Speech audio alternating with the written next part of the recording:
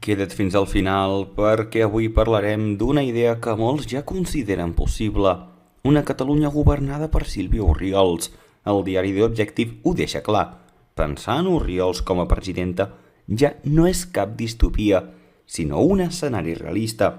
Orriols, actual batllessa de Ripoll i líder d'Aliança Catalana, ha irromput el panorama polític com un autèntic terratrèmol. Les enquestes apunten un ascens meteòric i el seu discurs directe connecta amb un electorat cansat del processisme d'Esquerra i Junts i també del bonisme del PSC.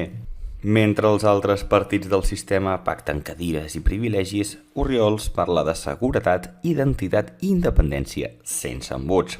El relat de The Objective insisteix que una presidència d'Orriols seria un polvorí, mesures per combatre la delinqüència, mà dura contra l'ocupació i un reforç del català com a llengua de cohesió.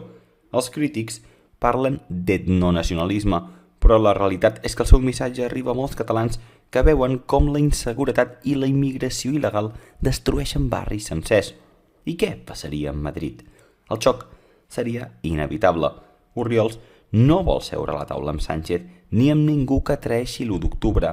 Aliança Catalana no juga a l'autonomisme, juga a guanyar la llibertat de Catalunya.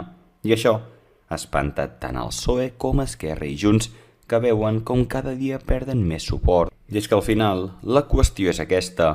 Catalunya continuarà segrestada pels partits que només volen viure del subsidi o donarà un pas endavant amb una presidenta que diu les coses pel seu nom.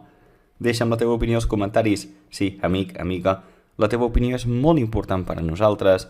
No oblidis sobretot subscriure't al nostre canal perquè això només acaba de començar i prem el botó m'agrada. Gràcies de tot cor per seguir-nos i fins la propera.